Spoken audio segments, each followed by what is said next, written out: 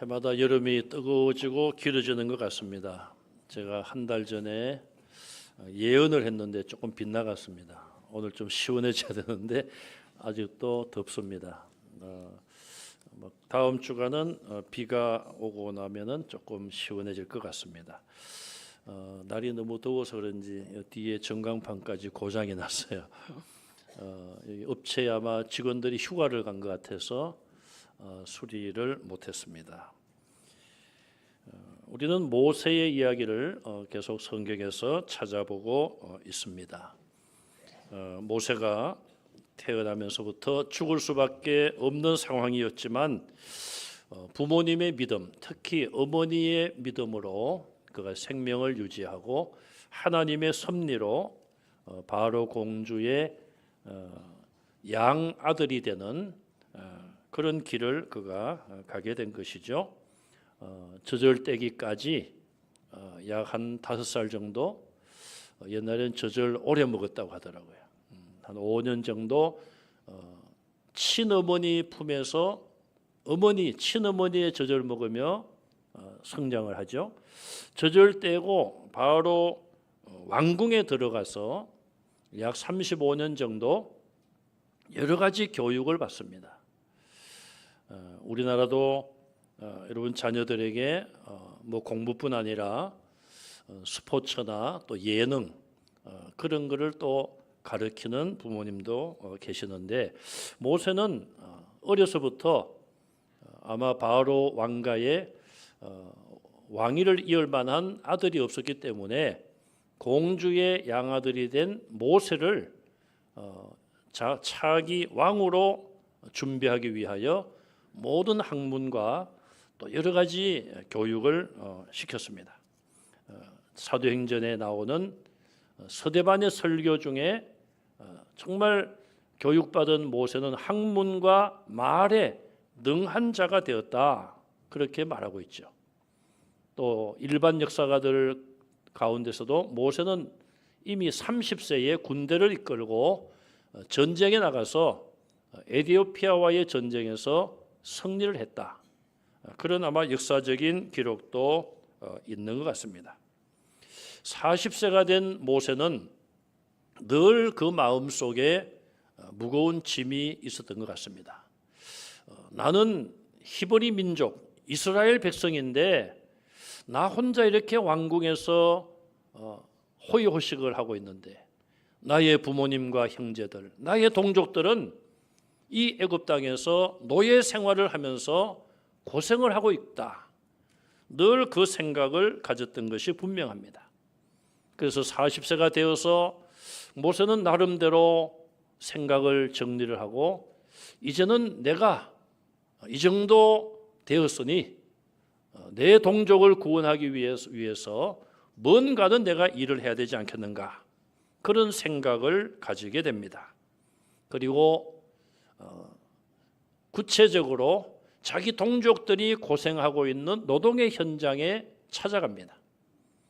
그런데 그날따라 가서 보니 히브리 동족들이 고생을 하며 일을 하고 있는데 애굽 사람이 자기 동족 히브리 사람을 때리는 것을 본 거예요. 그걸 보면 아마도 이 애굽 사람은 그냥 보통 사람이 아니라 노동을 관리하는 노예를 관리하는 감독자 중에 한 사람으로 생각해 볼 수가 있겠죠. 그러자 모세는 어떻게 보면은 우발적으로 그 애굽 사람을 쳐서 죽입니다. 12절에 보면은 모세는 그때의 좌우를 살펴봅니다. 사람이 없음을 확인하고 때리는 자와 맞는 자 자기 자신 세 사람 외에는 아마 다른 사람이 없다는 것을 확인하고 애굽 사람을 쳐서 죽이고 모래 속에 파묻습니다. 모래 속에 뭐 얼마나 잘 파묻었겠습니까? 빨리 다른 사람 보기 전에 처리해야 되기 때문에 성급하게 모래 속에 감추었어요. 결국 이 말은 곧 시신이 드러날 것이다. 그것을 예고하는 기록입니다. 우리가 이 과정을 보면은 모세의 살인이 우발적인가, 계획적인가, 아마 두 가지 다 들어있다고 여겨집니다. 처음에는 우발적으로 죽이겠다는 마음을 가졌겠죠. 그런데 좌우를 살펴보고 모래에 감춘 것은 상당히 의도적이고 계획적이라는 것을 볼 수가 있습니다. 이런 죄는 아무리 공주의 양아들이라고 하더라도 용서받기가 어렵죠. 만약에 노예를 죽였다면 큰 문제는 되지 않을 것입니다. 그 당시 노예의 목숨은 주인의 손에 달려있기 때문에. 그런데 노예가 아닌 노예를 감독하는 애굽 사람을 죽였고, 출신적으로 보면 죽인 이 모세 자체도 애굽 사람이 아닌 노예들과 동족인 히브리 사람이에요. 그러니 노예가 주인을 죽였다, 큰 문제가 될 것이고 또 이 살인에 대한 책임을 피할 수가 없게 되었습니다. 모세가 감춘 이 시신이 발견되는 것은 시간 문제였습니다. 모세는 살인을 저지르고 그 다음 날 현장에 찾아갑니다. 범죄 심리학자들이 그런 말을 하죠. 범인은 반드시 범행 현장에 다시 나타난다.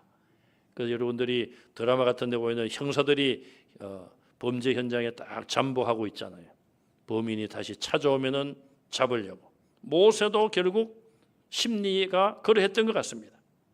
그때 그날은 이제는 자기 동족 히브리 사람들끼리 서로 싸우는 것을 보게 됩니다. 그리고 모세가 볼 때에 잘못한 자에게 책망을 하죠. 왜 네가 잘못해놓고 동족을 치느냐? 그러자 잘못한 그 사람이 오히려 큰 소리를 치면서 14절에 누가 너를 우리의 재판관으로 삼았느냐? 네가 애굽 사람을 어제는 죽이더니 이제는 나를 죽이려느냐? 모세는 그 말을 듣고 아마 가슴이 철렁 내려앉았을 거예요. 아, 내가 살인한 것이 탄로가 되었구나. 15절에 가서 보시면은 바로 왕도 그 사실을 듣고 모세를 죽이기 위하여 찾게 되었습니다. 결국 바로 왕도 모세의 출신을 모를 리가 없죠. 히브리 사람임에 분명한데 자기 딸의 간청으로 양 아들로 삼게 했고 또 그 왕가의 아들이 없었기에 공주의 양아들인 모세를 차기 왕으로 세우기 위하여 오랫동안 교육시키고 잘 준비를 해왔습니다. 그러나 갑작스러운 이 사건으로 모세는 살인자가 되었고 체포되면은 죽을 위기를 맞이하게 되었습니다. 결국 모세는 죽음을 두려워하여 미디안으로 피신을 갔습니다. 태어나면서부터 죽을 위기에 있던 그가 약 5년 동안 어머니의 품에서 모유를 먹으면서 너는 애굽 사람이 아니라 히브리인이다, 그런 교육을 철저하게 받았을 것이고 또 왕궁에 들어간 이후에도 40세가 될 때까지 그는 아마도 기회를 만들어서 친부모와 형제들을 만났을 것입니다. 또 35년 정도 왕궁에 들어가서 모든 학문을 배우고 왕이 되기 위한 모든 교육을 받았습니다. 그리고 부귀영화를 나름대로 그는 왕궁에서 누렸을 거예요. 그런데 이 갑작스러운 살인 사건에 그가 연루됨으로 인하여 친부모와 가족을 등지게 되고 35년 이상 왕궁 생활을 했지만 양 어머니도 등지고 미디안 광야로 도망을 칩니다. 모세의 인생에 큰 태풍이 온 것이죠. 40세가 되어서 나름대로 자기가 동족을 위하여 뭔가는 일해보겠다, 그렇게 나섰던 모세는 처절하게 실패하고 말았습니다. 여러분, 실패는 누가 합니까? 특별히 실패하라고 지정된 사람이 있을까요? 야고보서 3장 2절 말씀을 제가 읽어드리겠습니다. 우리가 다 실수가 많으니. 누가 실수가 많다고요? 우리가. 저와 여러분들도 다 들어갑니다. 실수가 많은 사람들이에요. 말에도 실수하고 행동에도 실수하고, 또 이 실수 속에는 하나님 말씀대로 살지 못하는 것도 들어가 있습니다. 실패도 우리는 여러 번 만날 수가 있습니다. 그러나 실수나 실패나 고난이 그것 자체만으로 끝나버린다면 너무나도 불행한 일입니다. 시편 119편 67절, 71절, 72절을 제가 읽어드리겠습니다. 고난당하기 전에는 내가 그릇 행하였더니, 고난이 없을 때, 평안할 때는 잘못되게 행동했다 이 말이에요. 이제는 주의 말씀을 지키나이다. 이제는, 자, 고난을 기준으로 하여 고난 이전과 고난 이후를 말합니다.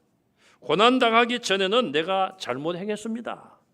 잘못 행하면서도 잘못인 줄 몰랐습니다. 그런데 내가 지금 고난을 당하고 고난을 지나고 보니까 내가 잘못한 것도 깨닫게 되고 이제는 주님의 말씀을 지킵니다. 고난 당하는 것이 내게 유익입니다. 내가 주의 율례들을 배우게 되었나이다.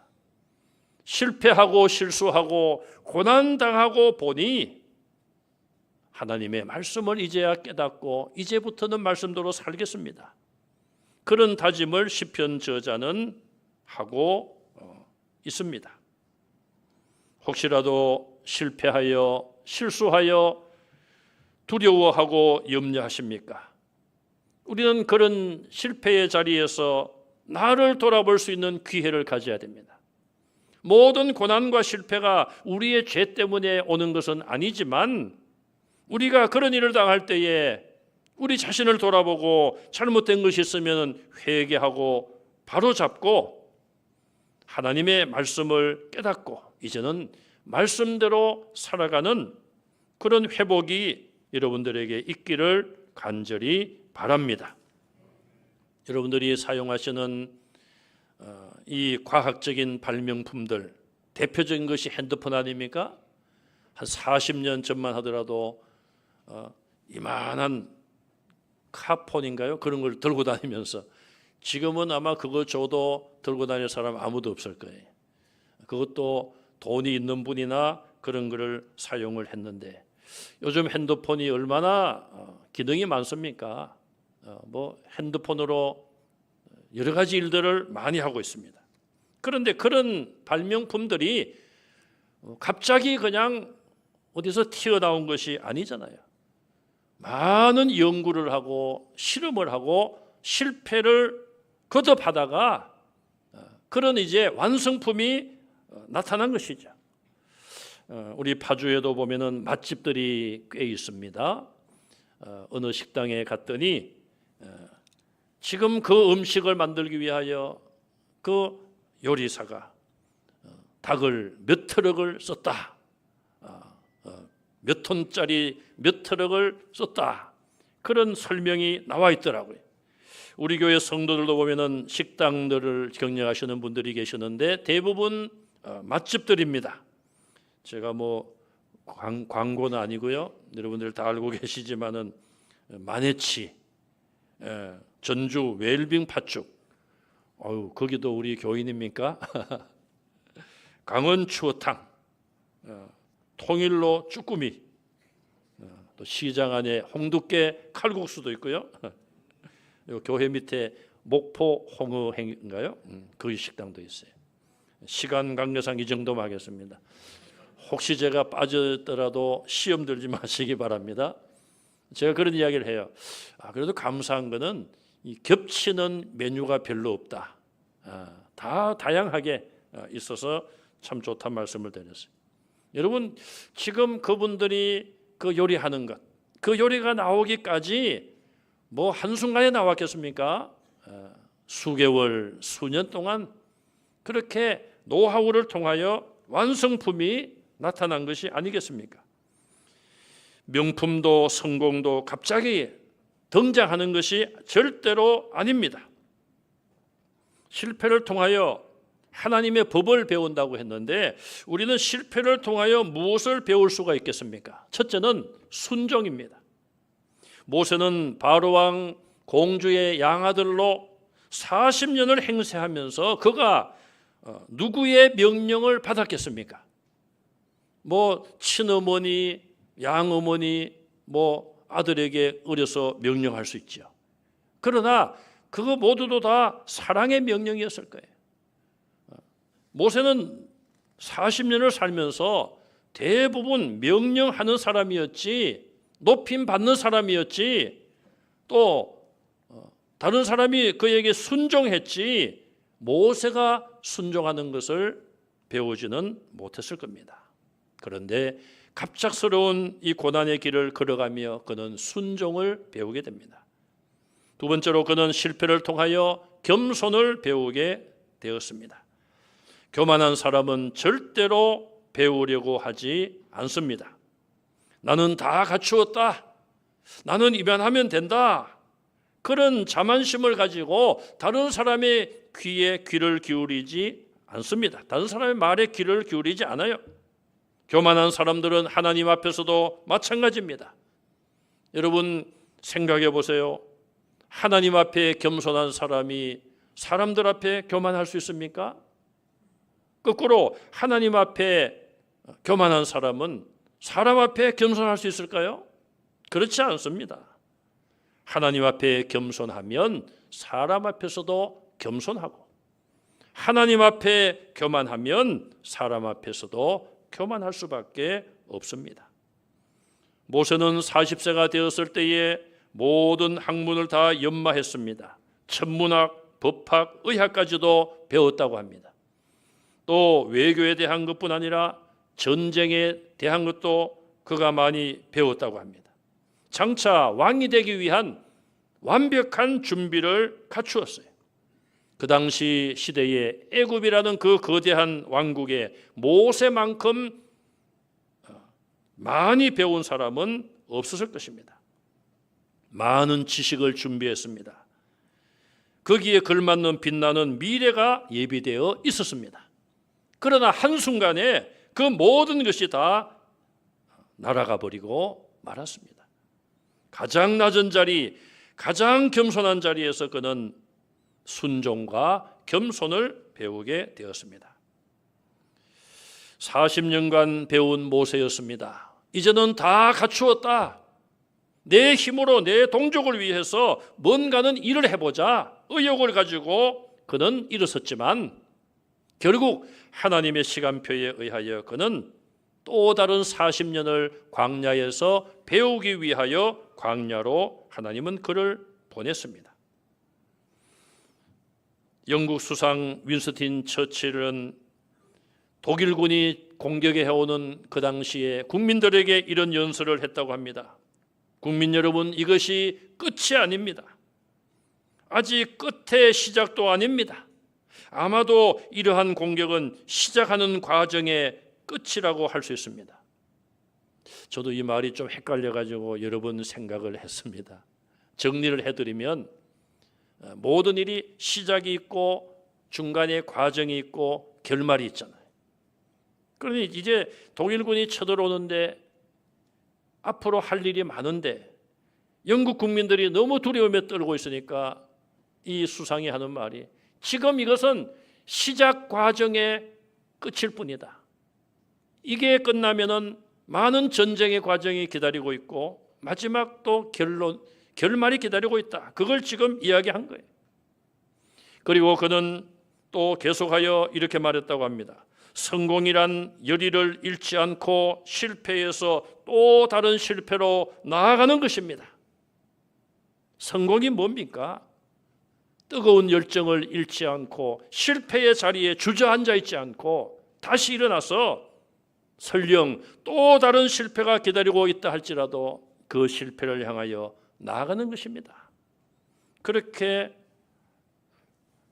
열띤 연설을 했습니다. 1930년대 미국 뉴욕 시장은 이런 말을 했습니다. 나는 실패를 자주 하지 않는다. 그러나 그런 일이 생기면 그것은 좋은 일이다. 실패를 자주 하지 않지만 실패가 오면 내게 좋은 일이다. 유익하다는 것을 그는 깨달았다는 것입니다. 아무것도 없는 광야로 추락한 모세, 엄청난 실패를 했습니다. 그렇다면 이제 그가 하나님의 연단의 과정을 거친다면 큰 성공이 기다리고 있겠죠. 많은 공부를 하여 지식을 쌓은 모세, 말과 모든 학문에 능했던 모세가 왜 실패했을까요? 첫째는 하나님의 일을 인간적인 방법과 인간적인 힘을 가지고 하려고 했기 때문에 모세는 실패를 하고 말았습니다. 12절에 가서 보시면은 모세는 애굽 사람의 학대를 받던 동족을 구하려고 애굽 사람을 죽이기 전에 좌우를 살폈고 사람이 없음을 확인합니다. 자기 동족을 정말 위한 일이라면 그가 사람을 의식하는 것이 아니라 하나님께 여쭙고 하나님께 기도하는 것이 우선되어야 했습니다. 자기 힘과 자기 능력을 앞세우다 보니 하나님의 법이나 인간의 법에도 어긋나는 살인죄를 저지르고 죄인이 되고 말았던 것입니다. 모세는 하나님께 기도하지 않았고 하나님의 뜻을 의지하지 않았고 하나님의 능력을 구하지 않았고 자기 능력과 자기 힘으로 하려다가 실패의 자리로 떨어지고 말았습니다. 그리고 그 대가는 모든 것을 잃어버리고 빈손으로 애굽을 떠나 미디안 광야로 도망을 치는 것이었습니다. 그곳에서 80세가 될 때까지 또 다른 40년 하나님의 연단을 받고 80세가 된 이후에 그때서야 이스라엘 민족을 위하여 지도자로 부름을 받고 40년 동안 이스라엘을 인도했습니다. 80세부터 40년 동안 모세는 자기 능력이 아닌 하나님의 능력을 가지고 하나님의 일을 하게 되었습니다. 저와 여러분도 하나님의 일을 할 때에 내 지식이나 내 힘이 아니라 하나님의 능력과 하나님의 힘으로 감당하는 여러분들 되시기를 바랍니다. 하나님의 일뿐 아니라 여러분들의 인생의 모든 일들도 내가 할 수 있다, 나 정도면 이 정도는 할 수 있다, 그런 마음이 아니라 겸손히 하나님께 기도하고 하나님의 도움을 받으시기를 간절히 바랍니다. 사도 바울도 많은 학문을 배운 사람이었습니다. 열정을 가지고 교회를 무너뜨리는 일에 앞장선 유대교의 앞날이 촉망되는 청년이었습니다. 그러나 그것은 하나님이 원하시는 일이 아니었고 하나님의 능력을 의지한 일도 아니었습니다. 예수님 만나고 그가 회개하고 새 사람 된 이후에 많은 고난을 겪고 난 이후에 빌립보서 4장 13절에 이렇게 고백을 하죠. 내게 능력 주시는 자 안에서 내가 모든 것을 할 수 있느니라.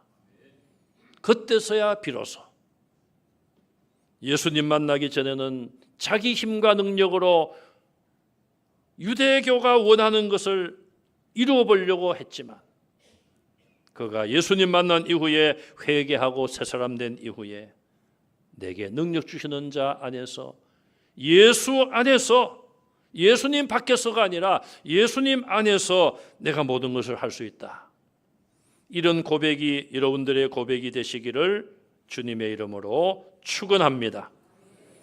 두 번째로 모세가 실패한 이유는 무엇입니까? 하나님의 시간이 아닌 자기 시간에 맞추어서 일하다가 실패했습니다. 모든 일에는 시간이 굉장히 중요합니다. 그래서 우리는 늘 시계를 보고 행동하지 않습니까? 단 몇 초, 몇 분 차이로 비행기나 열차 중요한 그런 것을 놓치기도 하고 중요한 약속에 늦기도 합니다. 더군다나 하나님의 일은 가장 중요한데 하나님의 일은 하나님의 시계가 따로 있습니다. 하나님의 시간표가 따로 있습니다. 하나님의 시간표는 우리가 결론적으로 볼 때는 80세가 되어야지 모세가 하나님의 일을 하기에 딱 맞는 때였습니다. 그러나 모세는 너무 서둘러 40세에 뭔가는 해보려고 나섰습니다. 천지 창조도 하나님은 그냥 단번에 다 하실 수도 있지만 6일 동안 걸쳐서 천지를 만드셨습니다. 홍해 바다도 모세가 지팡이를 딱 내리치면 바다가 순식간에 쫙 갈라질 수도 있었지만 하나님께서는 밤새도록 바람을 동원하여 홍해 바다를 가르게 하셨습니다. 가나안 땅에 들어갈 때 첫 번째 성 여리고 성을 무너뜨릴 때도 하나님께서 그냥 성을 말씀으로 무너뜨리게 하실 수도 있었지만 매일 한 바퀴씩 6일 동안 돌게 하셨고 7일째 되는 날 7바퀴를 다 돌았을 때에 성을 무너뜨려 주셨습니다. 성경에 보면은 하나님의 시간을 기다리지 못하여 실패한 대표적인 케이스가 나옵니다. 사울왕은 블레셋이 공격을 해왔습니다. 외국 군대가 공격을 해왔는데 이스라엘은 전쟁을 하기 전에 하나님께 제사를 드려야 됩니다. 그런데 사무엘이 출타하고 일주일 후에 온다고 이야기를 하고 출타를 했는데 일주일이 다 돼 가는데 오지 않습니다. 백성들은 마음이 흐트러지고 그들이 막 도망을 치고 백성들이 두려워합니다. 그래서 사울 왕이 결단을 하죠. 제물을 가져오너라. 왕이여 안 됩니다. 사무엘을 기다려야 됩니다. 아니 지금 7일이 다 됐는데 사무엘이 아직 오지 않고 있으니 어쩔 수 없지 않느냐. 제물을 가져와서 왕이 하나님 앞에 제사를 드립니다. 사무엘 선지자가 사무엘 제사장이 그 일을 해야 되는데 왕이 대신한 것이죠. 사무엘상 13장 8절 9절 13절을 제가 읽어드립니다. 사울은 사무엘이 정한 기한대로 이레 동안을 기다렸으나 사무엘이 길갈로 오지 아니하매 백성이 사울에게서 흩어지는지라. 사울이 번제를 드렸더니 번제 드리기를 마치자 사무엘이 온지라. 사무엘이 언제 왔다고요? 번제 드리기를 마치자. 참 시간적으로 그러면 사무엘이 약속을 어긴 거 아니잖아요. 사울 왕이 번제를 막 준비하고 드릴 때에 이미 사무엘은 길갈을 향하여 가고 있었던 거예요. 번제를 마치자마자 사무엘이 도착한 거예요. 그러면은 사무엘이 약속을 안 지킨 것이 아니라 사울 왕이 성급하게 조금 더 기다렸으면 좋을 텐데 기다리지 못하고 자기 마음대로 자기가 시급하게 생각을 하여 자기 시간표에 맞춰서 자기가 하지 말아야 될 일을 한 거예요. 사울 왕이 사무엘에게 이렇게 말합니다. 내가 부득이하여 번제를 드렸나이다. 그러나 사무엘은 사울에게 왕이 망령되이 행하였도다. 여호와를 이름을 망령되이 일컫지 말라. 왕이 지금 한 행동은 망령된 행동입니다. 결국 나중에 사울 왕은 하나님의 버림을 받게 되었습니다. 야고보는 성도들에게 참고 기다릴 것을 말씀을 합니다. 야고보서 5장 7절에서 11절까지 보시면은 길이 참으라는 말씀이 4번 나오고 기다리라는 말씀이 1번 나오고 인내라는 말씀이 2번 나오고 있습니다. 결국 참고 기다리라는 말씀을 7번에 걸쳐서 하고 있습니다. 언제까지 기다려야 될까요? 야고보서 5장 8절입니다. 주께서 강림하시기까지 길이 참으라. 언제까지 참고 언제까지 기다려야 됩니까? 주님께서 강림하실 때까지, 주님 재림하실 때까지 길이 참는 여러분들 되시기를 바랍니다. 주님이 언제 오실지 모르잖아요. 그러니까 그냥 끝까지 참는 거고 주님이 내 영혼 부르실 때까지 참는 거 아니겠습니까?